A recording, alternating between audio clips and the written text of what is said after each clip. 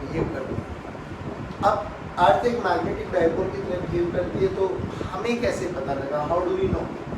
तो याद करो कल हम लोगों ने बोला था कि आप लोगों को एक पॉइंट याद रखना था कि जब भी हम किसी भी फ्रीली सस्पेंडेड मैग्नेट, अब फ्रीली सस्पेंडेड मैग्नेट का मतलब समझना कि अगर मैं इस मैग्नेट को फ्री, मान लो एक मैग्नेट है, having this is north pole and this is south pole, और मैं इसको फ्रीली हैंग कर देता हूँ, लटका देता हूँ, तो ये किसी भी डायरेक्शन में अपने आप को लाइन कर सकते हैं, नीचे ऊपर इधर उधर, जिस भी डायरेक्शन में ये चाहे।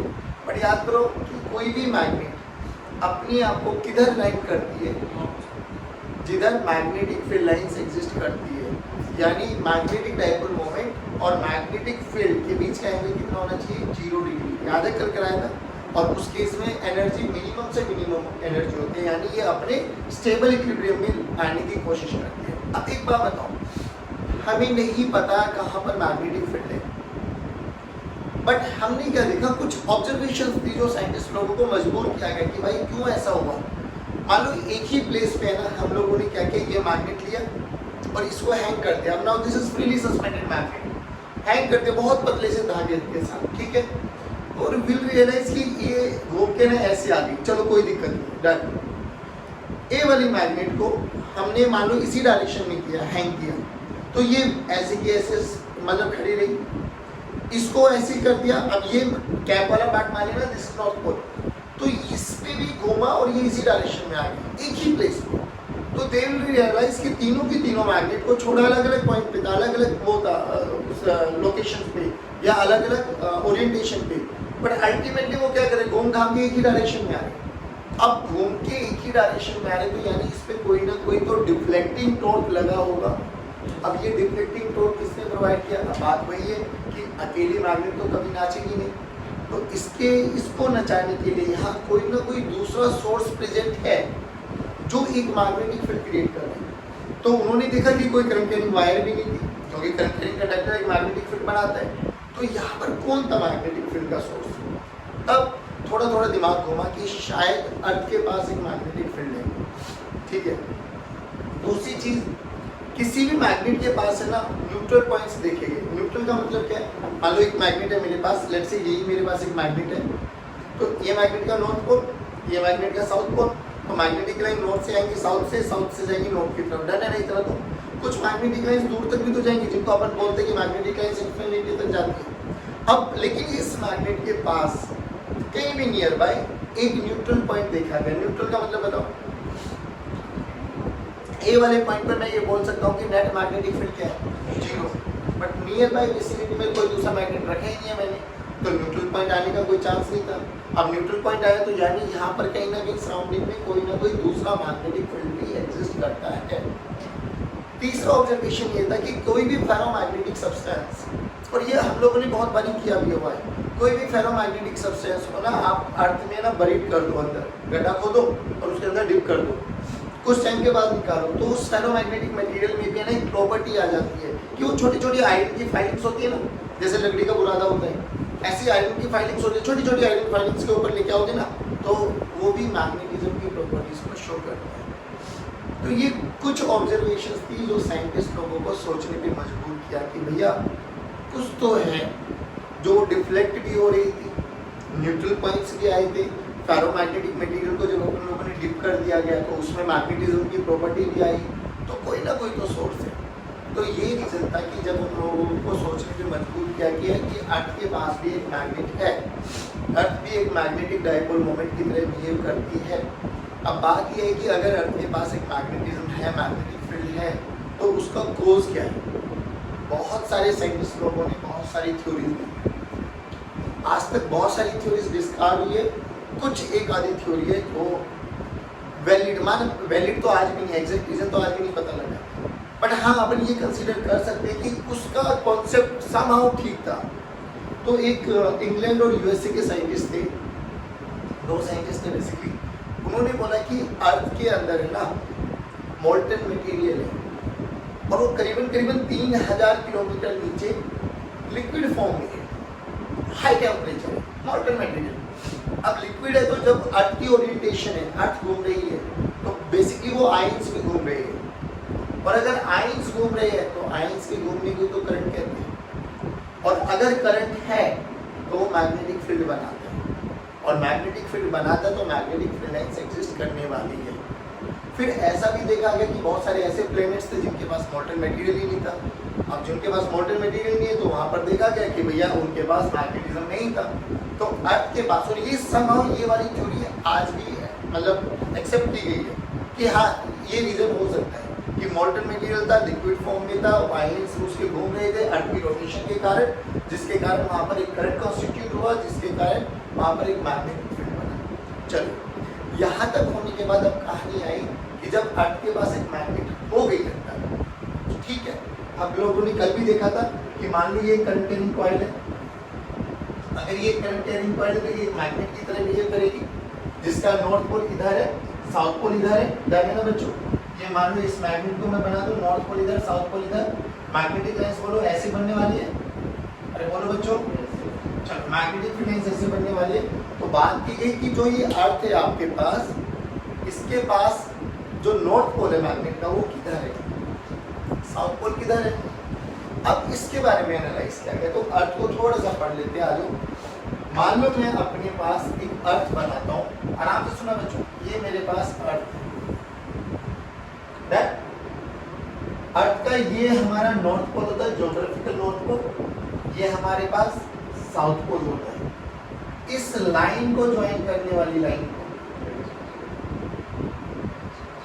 ये वही एक्स रे जिसके चारों तरफ वो अपना घूमता है 24 आवर्स, जिसका टाइम ऑफ रोटेशन, ये रोटेशन का पीरियड रहता है, ये axis of rotation.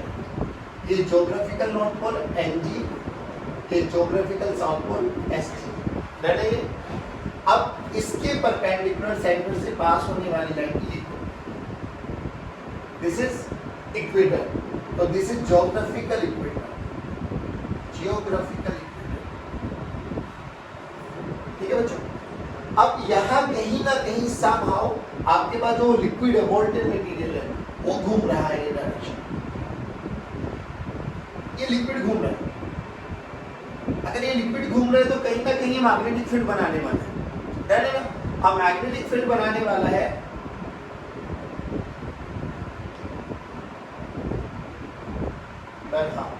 Magnetic field बनाने वाले, तो इसके पास नॉर्थ पोल का है, इसके पास साउथ पोल का है। अब वो बात करते हैं। तो रियलिटी उन्होंने क्या किया ना, एक बार मैग्नेट को हैंग कर दी, बार मैग्नेट को हैंग कर दी। बार मैग्नेट का north pole, please pay attention, bar magnet का मतलब ये है जब आप लोग जीपीएस वगैरह ओपन करते हो अपने मोबाइल फोन में, तो आप लोगों को ना एक ऐसा रोम्बस शेप का दिखाई देता होगा, एक छोटा सा मैग्नेट, यहाँ पे ये वाला हिस्सा लाल होता है, तो this is the representation of north pole and ये साउथ पोल, ठीक। तो बेसिकली बहुत पतली सी एक मैग्नेट लिया हम लोगों ने और उस मैग्नेट को देखा। तो रियलिटी में मैग्नेट का नॉर्थ ज्योग्राफिकल नॉर्थ को इंडिकेट कर रहा था।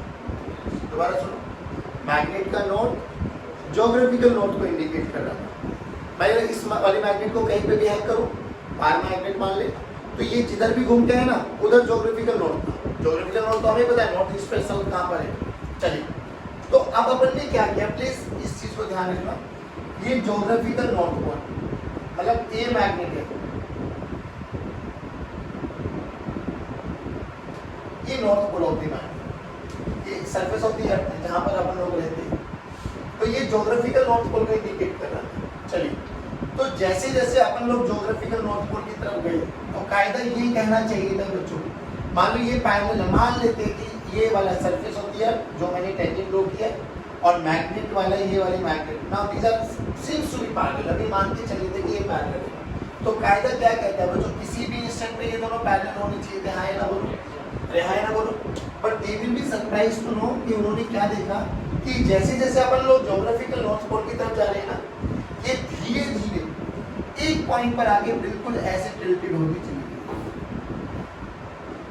वर्टिकल हो गई एक पॉइंट, ये ऐसे, this is north pole and this is south pole. यानी अल्टीमेटली अगर आप यहाँ से थोड़ा एनालाइज करो तो ये कुछ ऐसे थी, यहाँ पे दो मार्कर लगा के चलो, ये मार्कर दोनों पैरेलल, तो कायदा ये कहते हैं कि दोनों पैरेलल रहने चाहिए थे हर स्टेप पर। बट उन्होंने क्या देखा कि ये धीरे धीरे धीरे धीरे ना इसकी तरफ बैंड होती चली गई। अब बैंड होती चली गई तो एक पॉइंट पर ये सीधा वर्टिकल आ गई, ठीक है, कोई दिक्कत नहीं। सोचिए north pole towards the earth की तरफ झुका है, तो नॉर्थ पोल झुक रहा है, इसका मतलब कोई ना कोई यहाँ पर ऐसी चीज है जो नॉर्थ पोल को अपनी तरफ खींच रही है, नॉर्थ पोल को बेसिकली उन्होंने देखा गया कि जो अर्थ एक ह्यूज मैग्नेट की तरह बिहेव करती है, उसका जो साउथ पोल है वो आपके पास जो ये ज्योग्राफिकल नॉर्थ पोल है ना, उसके बगल में है पहली बात तो। और ये करीबन यहाँ से ये वाला जो डिस्टेंस है, दिस इज अप्रॉक्सीमेटली 2000 किलोमीटर, और ये नॉर्थ कनाडा में इसका मैग्नेटिक साउथ होता है आपके पास। तो जो अर्थ के पास एक ह्यूज मैग्नेट है, उसका south pole geographical north pole के पास। बात समझ में? अच्छा, ये साउथ पोल है तो इसका नॉर्थ पोल किधर होगा? फिर वैसी ही बात देखी गई तो उसका नॉर्थ पोल यहाँ पे पाया गया, यानी ज्योग्राफिकल साउथ जहाँ पर है, you can say southern hemisphere, और वो नॉर्दर्न हेमिस्फीयर हो गया हमारे पास। अब सुनना ध्यान से, तो रियलिटी में जो अर्थ एक मैग्नेट है, एक ह्यूज मैग्नेट है, तो उसके दोनों पोल हम लोगों को इंडिकेट हो गए, एथे साउथ एथे नॉर्थ। इन दोनों को लाइन को ज्वाइन करो। जैसे ये मेरे पास कौन सी एक्सिस थी बच्चों? Geographical axis. कौन सी एक्सिस थी बच्चों? Geographical axis. तो ये कौन सी एक्सिस बन जाएगी बच्चों? Magnetic axis. कौन सी बन जाएगी बच्चों? Magnetic axis. यानी अर्थ के पास एक मैग्नेट है और वो मैग्नेट कुछ ऐसी है। पहले बताओ, ये समझ में आ रही है? ये नॉर्थ और ये साउथ। अगर मैग्नेट है तो ऑब्वियसली मैग्नेटिक फील्ड लाइंस होने वाली है। अभी उस पर चर्चा करने वाले। अब एक चीज हो गई, जो ये आपके पास मैग्नेटिक नॉर्थ मैग्नेटिक साउथ बन गया, डन है, ये मैग्नेट पता लग गया हम लोगों को। अब यहाँ पर ना दो चीजें और आपको डिफाइन करनी है बच्चों, देखो ध्यान से। एक होता है मेरिडियन। बेसिकली मेरिडियन एक शब्द है, आप लोगों ने कभी भी देखो, मान लो हम लोगों ने ना मौसमी ली है ग्रीन कलर वाली, उसको सेंटर से कट कर दो, डन। मौसमी ली, सोच अगर मैं मौसमी को बिल्कुल बीचों बीच से कट करूँ तो आधे पोर्शन में तो ग्रीन वाला पोर्शन दिखाई देगा, और जहाँ से कट किया है वो कुछ ऐसे स्किनी कलर दिखाई देगा, येलोइश कलर। मैंने अब थोड़ा इमेजिन करना बच्चे, मान लो ये देख, ये वाला पार्ट समझ में आ गया? तो जो मौसमी का वो वाला पार्ट होता है, ये वाला पार्ट, ठीक। अब ये वाले पार्ट को देखना। रियलिटी में अर्थ के मैग्नेटिक फील्ड को समझने के लिए, अर्थ के मैग्नेटिज्म को समझने के लिए हम लोगों को तीन एलिमेंट्स की जरूरत पड़ती है। एक एंगल ऑफ डिक्लिनेशन, एक एंगल ऑफ डिप, एक horizontal component of earth magnetic field, ठीक है ना। जैसे कोई भी स्पेस में अगर हमें किसी भी पॉइंट की ऑब्जेक्ट की पोजीशंस आइडेंटिफाई करनी तो मुझे एक्स एक्सिस, वाई एक्सिस और जेड एक्सिस चाहिए। यहाँ पर ये तीन एलिमेंट है, कौन कौन सी?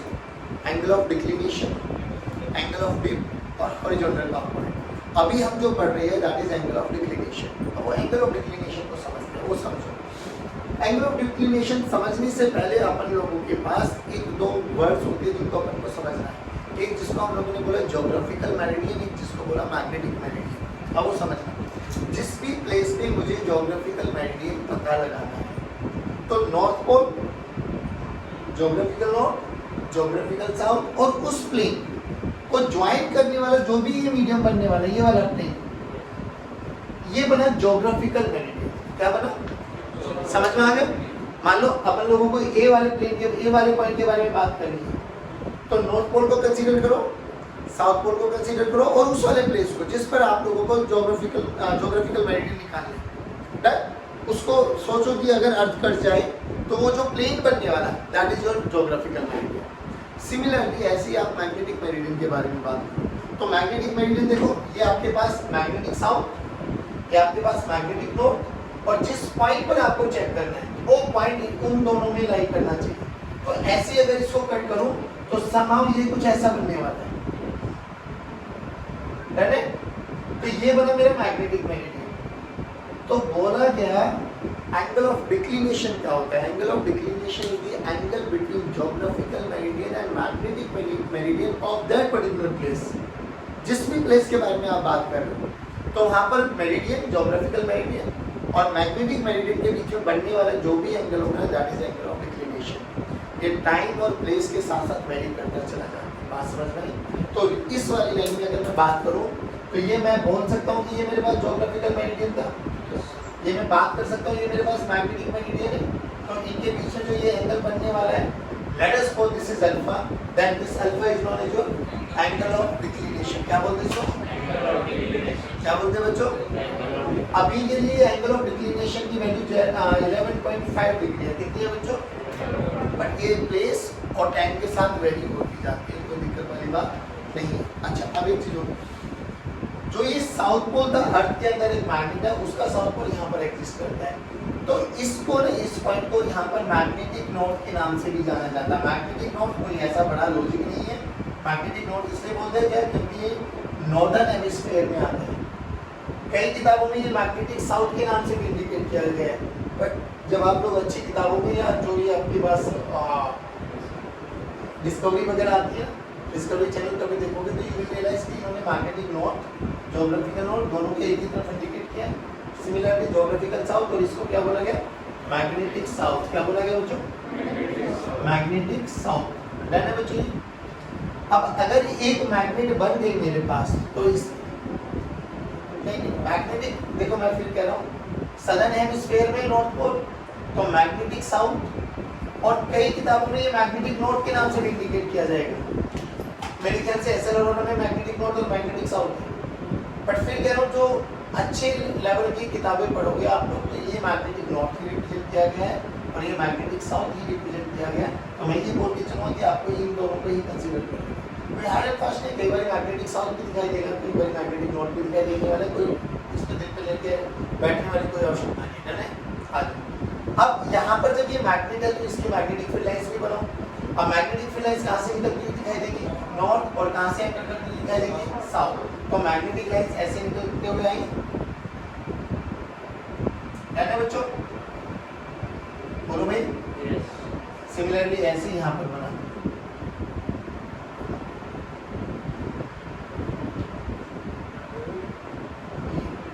ये अर्थ का एक डायग्राम बन गया जिसको अपन लोगों ने बोला मैग्नेटिक फील्ड लाइन। ये हमारे पास एक अर्थ के मैग्नेटिक फील्ड लाइन है बच्चों, ये बच्चों हमारे पास।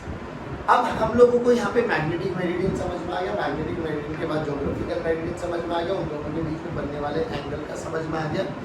अब ये एंगल ऑफ डिक्लिनेशन की इंपॉर्टेंस क्या है, अब ध्यान से सुनो, कहाँ अपन लोग यूज करते हैं, याद करो। अभी तो खैर हम लोग पता लगा लेते हैं, जो ये शिप वगैरह चलाते थे ना, ये आपके सेलर वगैरह, ये लोकेशन का पता लगाने के लिए, डायरेक्शन का पता लगाने के लिए बेसिकली मैग्नेटिक कंपास का यूज करते थे। और आजकल अपन भी उसका यूज कर रहे हैं, जिसको अपन लोग जीपीएस बोल देते हैं। अपना लोकेशन डाली, वो अपने आप पोजीशन बताता, लेफ्ट रो राइट रो, वो करते रहते हैं। बट रियलिटी में क्या ये मैग्नेटिक कंपास जो है, क्या ये हमें exactly true north true south को बताता है क्या? अभी उसके बारे में चर्चा करो।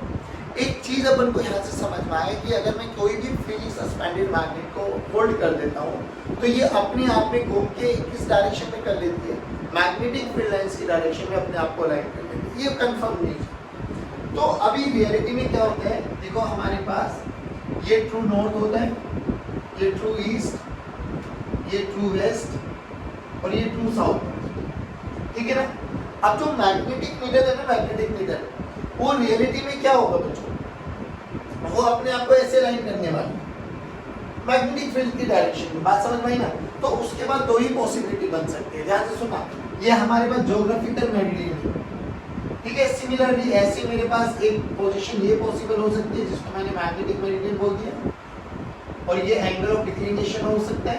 एक पोजीशन तो ये पॉसिबल है, और दूसरी क्या पॉसिबल है, दोबारा देखो, मान लो वही आपके पास ट्रू नॉर्थ, ये आपके पास ट्रू साउथ, ये आपके पास ट्रू ईस्ट और ये आपके पास ट्रू वेस्ट, और दूसरी पोजीशन ये पॉसिबल है मेरे पास। ये तो ज्योग्राफिकल मेरिडियन हो गया, और ये क्या हो गया बच्चों, मैग्नेटिक मेरिडियन। और जो ये एंगल बनने वाला है that is also angle of declination. अब रियलिटी में जो हम लोगों के पास जो ये कंपास होता है ना, वो ये डायरेक्शन को इंडिकेट करता है, या तो ये डायरेक्शन को इंडिकेट करेगा या ये वाली डायरेक्शन को इंडिकेट करेगा, यानी वो कभी भी ट्रू नॉर्थ को इंडिकेट करता ही नहीं।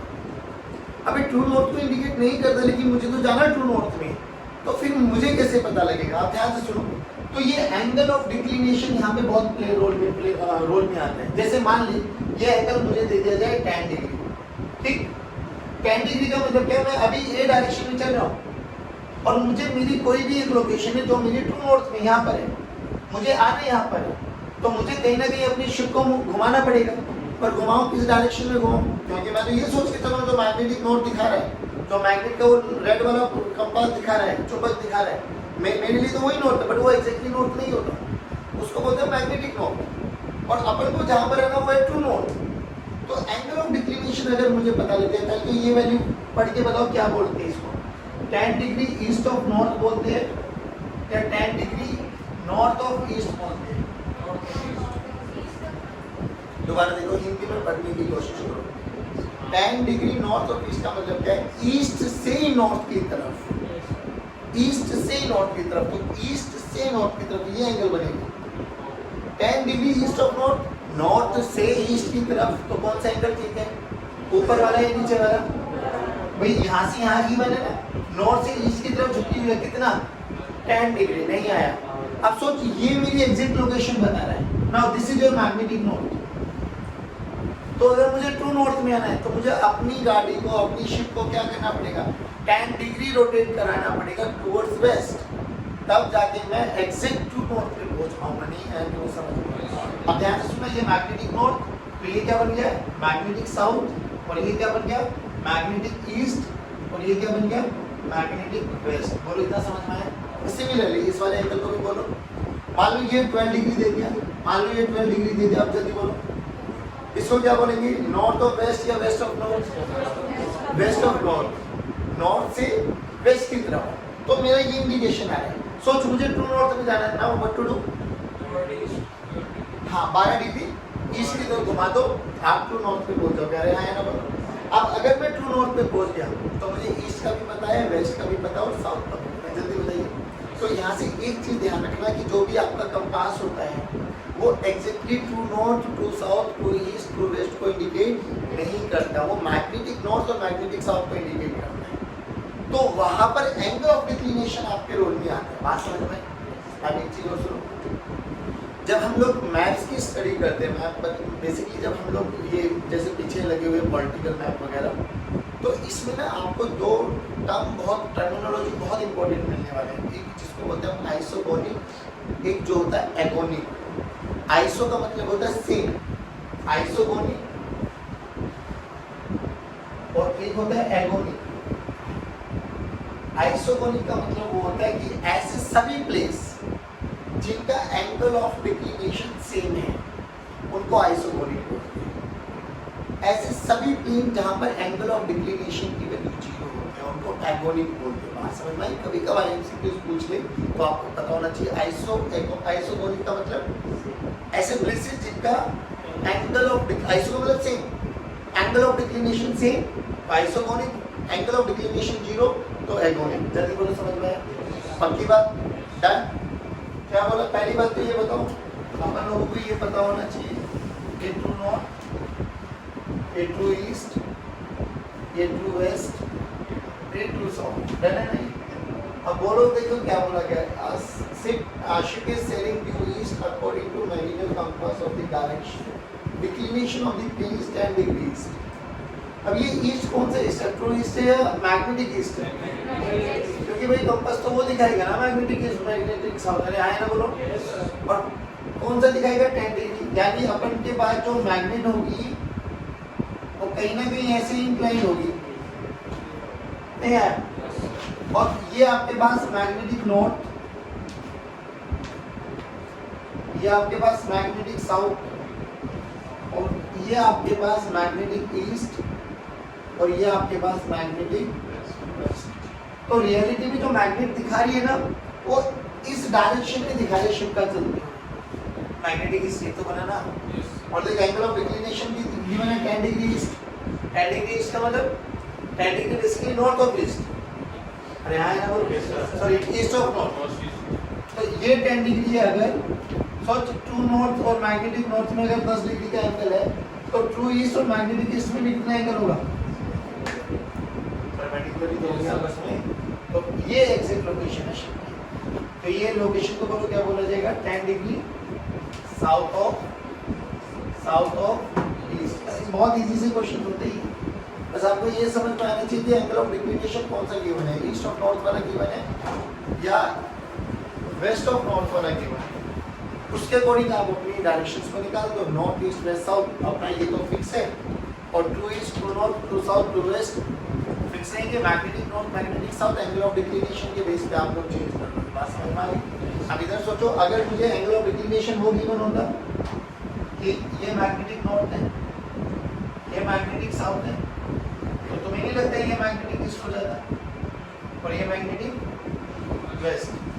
ठीक, तो एंगल ऑफ डिक्लिनेशन इसलिए बहुत इंपॉर्टेंट है कि मुझे कौन सा गिवन है, तो या तो ईस्ट ऑफ नॉर्थ गिवन होगा या वेस्ट ऑफ नॉर्थ गिवन होगा। तो ये दोनों लोकेशन पता लगती है, या तो डायग्राम ये बनने वाला है या डायग्राम ये बनने वाला है। तो जो आपका मेरिडियन कंपास होगा या मैग्नेटिक कंपास होगा वो इन चारों में से, इन चारों डायरेक्शन में से कोई ना कोई एक डायरेक्शन को बताएगा। उसके अकॉर्डिंग हम लोग अपनी true north true east true west true south को आइडेंटिफाई कर सकते हैं। जल्दी बताओ, आया समझ? अब बात करते हैं हम लोग एंगल ऑफ डिप, इसी को बोला जाता है एंगल ऑफ इंक्लिनेशन। अब प्लीज पे टेंशन, सोच मैग्नेटिक मेरिडियन और ज्योग्राफिकल मेरिडियन के बीच में बनने वाले एंगल को क्या बोलते हैं? Angle of declination. अब ध्यान से सुन, मान लो ये एक आपके पास प्लेन है, ठीक, इसका मैंने नाम दे दिया मैग्नेटिक मेरिडियन। क्या नाम दे दिया? और ये मेरे पास एक और प्लेन है जिसका नाम दे दिया मैंने ज्योग्राफिकल मेरिडियन। अब दोनों एक ना किसी एंगल पे है ना, तो ये एंगल बोलो क्या बना? Angle of declination. ऐसे दिखाई दे रहे तो आपको साफ साफ पता लग रहा है कि ये एक आपके पास मैग्नेटिक मेरिडियन है, ये ज्योग्राफिकल मेरिडियन है, और इनके बीच का बनने वाला angle is angle of declination. But अगर मैं इसको थोड़ा ऐसे टिल्ट कर दूं तो तुम्हें ये वाला प्लेन छिप जाएगा ना, तो आपको क्या दिखाई देगा सामने से? Magnetic meridian. बट क्या ज्योग्राफिकल मेरिडियन नहीं है क्या? ज्योग्राफिकल मेरिडियन है। बात समझ में? अब क्या करना है आप लोगों को, जब भी आप किसी भी फ्रीली सस्पेंडेड मैग्नेट का मतलब समझना, ये हॉरिजॉन्टल में भी घूम सकती है, वर्टिकल में भी घूम सकती है। बात समझ में आए? जैसे कि अपन पंखा है, जो पंखा बताओ कौन से प्लेन में घूम रहा है? हॉरिजॉन्टल। और इसी पंखे को अगर मैं दीवार पे ऐसे टांग दूं तो वर्टिकल। और ये क्या है? Freely suspended. फ्रीली का मतलब ये हॉरिजॉन्टल में भी घूम सकती है और वर्टिकल में भी घूम सकती है। बात समझ में? अब सोच, अगर मैं इस मैग्नेट के बिल्कुल बीच से एक बहुत पतला सा धागा लूं और दीवार पे लटका दूं, मतलब छत से लटका दूं, तो ये मैग्नेट क्या करते हैं? तो ये मैग्नेट अपने आप को किसी एक पर्टिकुलर डायरेक्शन में लेके आते हैं ना। अब सुनो ध्यान से, तो कोई भी फ्रीली सस्पेंडेड मैग्नेट, ऐसे याद करना आपको, कोई भी फ्रीली सस्पेंडेड मैग्नेट अपने आप को सबसे पहले अलाइन करते हैं मैग्नेटिक मैग्नेट, सबसे पहले अलाइन करेगी मैग्नेटिक मैग्नेट, फिर वो वहां से किसी पर्टिकुलर एंगल पे झुक जाती है। वो झुकेगी जिस डायरेक्शन में जिधर मैग्नेटिक फील्ड लाइंस होंगी, क्योंकि उन पे टोर्क लगेगा तो वो अपने आप को मैग्नेटिक फील्ड की डायरेक्शन में लाइन कर लेते। बात समझ में आई? दोबारा बोलो, क्या बोला गया? कि कोई भी फ्रीली सस्पेंडेड मैग्नेट अपने आप को पहले घुमा के कहाँ पर लेके आएगी? मैग्नेटिक मेरिडियन में, और वहाँ के बाद वो डिप कर जाती है किसी एक पर्टिकुलर एंगल पर, और जिस भी एंगल पे वो झुक जाएगी, डिप कर जाएगी, क्या वही डायरेक्शन बताती है कि इसी डायरेक्शन में मेरे पास अर्थ की मैग्नेटिक फील्ड लाइंस एग्जिस्ट करती है। पहले ये बताओ, ये समझ में आया? पक्की बात? अब इसी को मैं समझा दूंगा। एंगल ऑफ डिप, इसी को हम लोगों ने बोला गया एंगल ऑफ इंक्लिनेशन भी बोलते हैं। अब देखो क्या बोला गया, मान लो ये मेरे पास एक मैग्नेटिक मेरिडियन है, ठीक, ये वो वाला जो आपको सामने से दिखाई दे रहा है, और इसके पीछे एक कौन सा मेरिडियन है बच्चों? Geographical meridian. और इनके बीच में जो बनने वाला एंगल है दैट इज अल्फा। अल्फा क्या है? जल्दी बोलो। Angle of declination, angle of. अब आपने क्या किया, एक फ्रीली सस्पेंड मैग्नेट ली और उसको यहाँ से हैंग कर दिया, तो वो क्या करेगी? सबसे पहले अपने आप को ये दिस वाला is your magnetic meridian, this is magnetic meridian, this is your geographical meridian, ठीक है बच्चों? तो ये क्या करेगी? सबसे पहले फ्रीली सस्पेंडेड मैग्नेट, बेसिकली ये मैंने एक मैग्नेट ली, ये ऐसे एक रोमस टाइप की थी, और इसके सेंटर से मैंने एक धागा सा लिया, पतले से धागे से लिया और उसको लटका दिया। तो ये मैग्नेट क्या करेगी बच्चों? ये वाला नॉर्थ पोल और ये वाला साउथ पोल। तो ये मैग्नेट क्या करेगी? सबसे पहले अपने आप को अलाइन करेगी किसमें? मैग्नेटिक मेरिडियन में, और फिर वहां से झुक जाती है किसी भी पर्टिकुलर एंगल पर। जिस भी पर्टिकुलर एंगल पे ये झुक जाती है बच्चों, देखो मान लीजिए ऐसे होगा,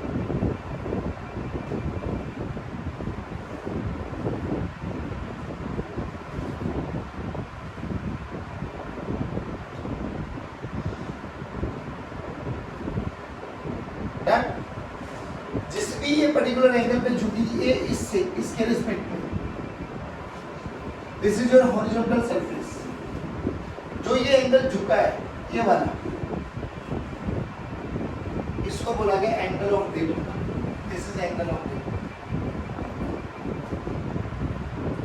एंगल ऑफ डिप बेसिकली अगर थोड़ा सा डिफाइन किया जाए तो it is the angle between horizontal surface and earth magnetic field के बीच में जो भी एंगल बनने वाला, that is angle of dip. अब बिल्कुल आराम से समझ, ये इधर इंडिकेट किया है, यानी यहाँ पर मेरे पास अर्थ की मैग्नेटिक फील्ड है, let's say be what, magnetic field of earth.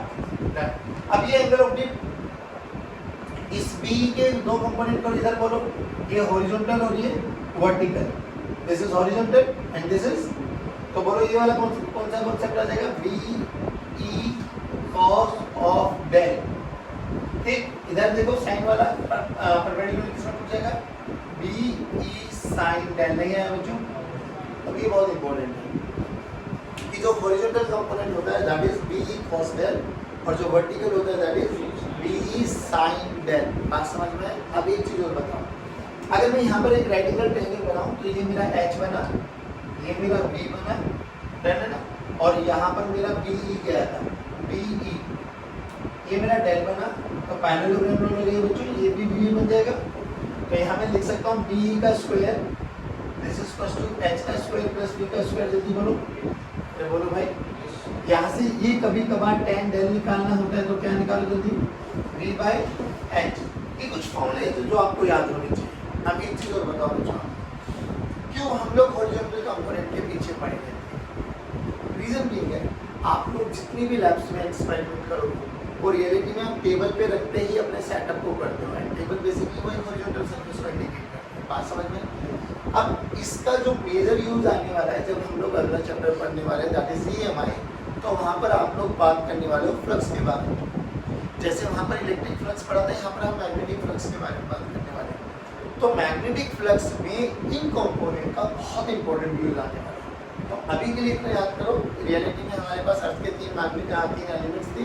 एक एंगल ऑफ डिक्लिनेशन जो 11.5 डिग्री पे था, एक एंगल ऑफ डिप जो कि ये हॉरिजॉन्टल सरफेस के साथ अर्थ के मैग्नेटिक फील्ड कितना एंगल बना रही है, that is angle of dip. और उसके बाद इसका एक कंपोनेंट हॉरिजॉन्टल होता है और एक वर्टिकल।